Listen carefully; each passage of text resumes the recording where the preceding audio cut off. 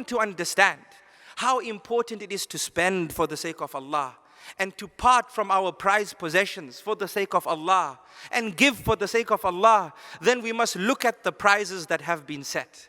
And when we look at these prizes, we can't help but see that Allah subhanahu wa ta'ala teaches us that spending in the path of Allah helps develop your morals, helps develop your manners, helps develop your etiquettes. For Allah subhanahu wa ta'ala says in Surah Muhammad, ayah 38, "Here you are, those invited to spend in the cause of Allah. But amongst you are those who withhold out of greed." You're a greedy person. So this ayah teaches us that from the rewards of spending in the path of Allah is to attain for yourself this character of being selfless, this character of not being greedy. This is the first gift. The second gift, my dear brothers and sisters, is that it is the greatest investment for a believer, right? We're always looking to grow our assets. We're always looking to grow our principle. And Allah subhanahu wa ta'ala says in Surah Al-Hadid, the 18th ayah, إِنَّ الْمُصَّدِّقِينَ وَالْمُصَّدِّقَاتِ وَأَقْرَضُوا اللَّهَ قَرْضًا حَسَنًا يُضَاعَفُ لَهُمْ وَلَهُمْ أَجْرٌ كَرِيمٌ. Allah says, indeed the men who practice charity and the women who practice charity, and they have loaned Allah a goodly loan. Meaning they have spent it for the sake of Allah subhanahu wa ta'ala. Allah says it will be multiplied for them and they will have a noble reward. And if somebody asks, well, I want to know how much.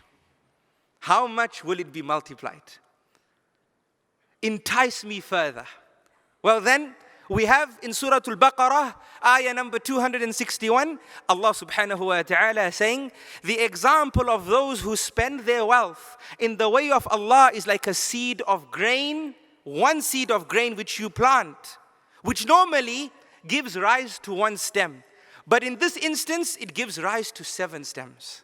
Because you did it for the sake of Allah. And it doesn't end there. Allah says 7 stems. 7 stems, each stem carrying 100 seeds. 100 times 7 equals 700. So your investment is multiplied 700%. When you give for the sake of Allah, your one is multiplied 700%, and it doesn't end there. For Allah subhanahu wa ta'ala says, وَاللَّهُ يُضَاعِفُ لِمَن يَشَاءُ. And Allah increases even further for whom He wills. May Allah increase for us. Ameen. The third prize for being a spender for the sake of Allah is that Allah says it's a means to earn Allah's mercy. For Allah subhanahu wa ta'ala in Surah Al-A'raf, ayah number 156 says, وَرَحْمَتِي وَسِعَتْ كُلَّ شَيْءٍ فَسَأَكْتُبُهَا لِلَّذِينَ يَتَّقُونَ وَيُؤْتُونَ الزَّكَاةَ وَالَّذِينَ هُمْ بِآيَاتِنَا يُؤْمِنُونَ. Allah says, but my mercy encompasses all things. So I will decree it especially for those who fear me and give their charity, and those who believe in our ayat. The fourth prize for being a spender for the sake of Allah subhanahu wa ta'ala is that Allah subhanahu wa ta'ala uses it to remove our sins. And how in need are we of those means that look after the removal of our sins. Allah subhanahu wa ta'ala says, إِن تُبْدُوا الصَّدَقَاتِ فَنِعِمَّا هِيَ وَإِن تُخْفُوهَا وَتُؤْتُوهَا الْفُقَرَاءَ فَهُوَ خَيْرٌ لَكُمْ وَيُكَفِّرُ عَنْكُمْ مِنْ سَيِّئَاتِكُمْ. Allah says, if you disclose your charitable expenditures and spend for the sake of Allah, they are good. But if you conceal them and give them to the poor, it is better for you. Allah is telling us spend openly, and it's better to spend in hiding. And Allah subhanahu wa ta'ala says, and Allah as a result will remove from you some of your misdeeds thereby. And Allah with what you do is fully acquainted and all aware. The fifth prize. Spending in the path of Allah subhanahu wa ta'ala is a means of gaining closeness to Allah.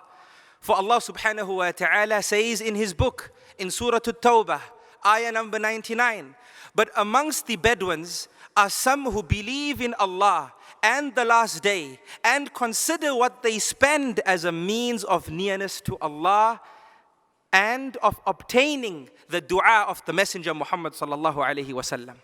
This is why they do it. Allah says unquestionably, it is a means of nearness for them. Allah will admit them to His mercy, and indeed Allah is the forgiving and the merciful. And we know that Rasulullah sallallahu alaihi wasallam used to make dua upon those who used to give. For we know, as is in Sahih al-Bukhari and Muslim, he would say, Allahumma salli ala Abi Awfa. Allahu Akbar. Oh Allah, send blessings upon Abi Awfa, right? So Muhammad sallallahu alaihi wasallam would make this dua. Also, brothers and sisters, from the prizes that are given to the one who spends is Allah increases their taqwa. And a wall is erected that protects them from the punishment of Jahannam. Because this is taqwa. And تَجْعَلَ بَيْنَكَ وَبَيْنَ عَذَابِ اللَّهِ وِقَايَةً. To place between yourself and the punishment of Allah subhanahu wa ta'ala, between yourself and the punishment of Allah subhanahu wa ta'ala, a barrier. Allah, at the beginning of Surah Al-Baqarah, says that Alif Lam Mim, ذَلِكَ الْكِتَابِ لَا رَيْبَ فِيهِ هُدًى لِلْمُتَّقِينَ. This book is a means of guidance for the people of taqwa. Who are the people of taqwa, Ya Allah? الَّذِينَ يُؤْمِنُونَ بِالْغَيْبِ. Those who believe in the unseen. وَيُقِيمُونَ الصَّلَاةِ. And they establish the salah. وَمِمَّا رَزَقْنَاهُمْ يُنْفِقُونَ. And from that which we provide them, they spend. Also, my dear brothers and sisters, time is up. But from the greatest gifts for the one who spends for the sake of Allah is that Allah subhanahu wa ta'ala blesses him with a Jannah which has a width which is greater than the heavens and the earth. Allahu Akbar. I mean, if that doesn't inspire us, what will? What will?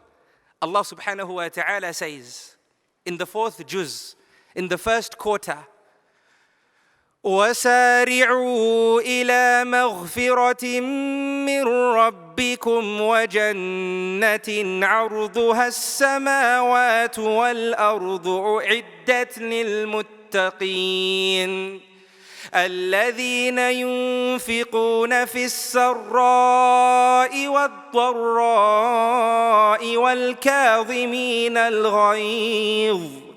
والكاظمين الغيظ والعافين عن الناس والله يحب المحسنين. Allah subhanahu wa ta'ala says, and march forth towards the forgiveness of your Lord and a paradise that has a width which is greater than the heavens and the earth, a paradise that has been prepared for the people of taqwa. Who are these people of taqwa, Ya Allah? Allah says they are those who spend from their wealth during times of ease and during times of difficulty. وَالْكَاظِمِينَ الْغَيْظِ. And they are people who suppress anger. وَالْعَافِينَ عَنِ النَّاسِ. And they forgive other people. وَاللَّهُ يُحِبُّ الْمُحْسِنِينَ. And Allah loves those who do good. May Allah make us from the people of Jannah. Ameen. Ameen. My dear brothers and sisters, time has come to an end. I've mentioned for you all 6 prizes for the one who spends. And perhaps one of these, each point in itself was magnanimous. Perhaps just one point was enough to inspire us and shift our paradigms and correct our understanding and perhaps place us upon a standing of perspective. May Allah make us people of perspective. Ameen. I end off, brothers and sisters, with 2 points. The first point is a completion to the story I started with. The story of Muhammad Munif Nahdi. After he passed away, I saw him in a dream. And we were walking together through all these charitable projects he had started when he was alive. And he's asking me, tell me about this project. How is it running? Tell me about this project. How is it running? What's happening here? And I would say, I don't even know these were your projects. I'm telling him in this dream, I didn't even know these were your projects. And as we were walking along, we came across somebody, and this person introduced himself, and I introduced myself in my dream. I'm Sajid Umar. And he introduced himself as Aliyun Nahdi. So I got a bit perplexed. I said, I know him as Muhammad Nahdi. How come he's saying he's Aliyun Nahdi? So I woke up, obviously, and I never get dreams interpreted. But this dream, I thought I must. And I spoke to some of our mashayikh in Riyadh, and they pointed me to a person who the scholars say is reputable and he fears Allah in his dream interpretation. So I told him, this is the man and this is what happened. So this person said to me, glad tidings to you. He said, glad tidings to you, because firstly, this is glad tidings from Allah upon you. Because you've been making dua for this man, not so? I said, yes, I have. He says, Allah, this is glad tidings. Allah has communicated with you through your dream. You've been making dua for this person, so Allah has shown you the reality of this person. And as for these projects that you are walking through with this man, it means that these projects are benefiting him where he is right now. Allahu Akbar. All the spending he did when he was alive is benefiting him right now. And as for him calling himself Aliyun Nahdi, when his name is Muhammad Nahdi, then Allah says, Innal abrara lafi illiyin, that the righteous people are from the elevated of people. And Ali refers to the elevated. So he is dining with the illiyin right now. This is glad tidings from Allah that you're making dua for this man. Allah is telling you his placement after he's passed away. Subhana Rabbi al-A'la. Wallahi, it made my hair stand, wallahi, and it made my iman grow. May Allah subhanahu wa ta'ala grant us better lives than the life He gave to Muhammad Munif Nahdi. Make us more diligent than him in our spending, and make us strive to walk diligently in the footsteps of Muhammad sallallahu alayhi wasallam. My dear brothers, when I pondered over this dream and its interpretation, I couldn't help but remember the hadith of Aisha radiallahu anha, when she says that the Prophet sallallahu alayhi wasallam on Eid al-Adha, he slaughtered kabshayni amlahayni aqranayn. He slaughtered 2 rams, white and black in color, which had horns. And after he slaughtered these 2 rams, he said to his wife Aisha radiallahu anha, "Oh Aisha, distribute the rams." And he went away. So she happily started distributing it.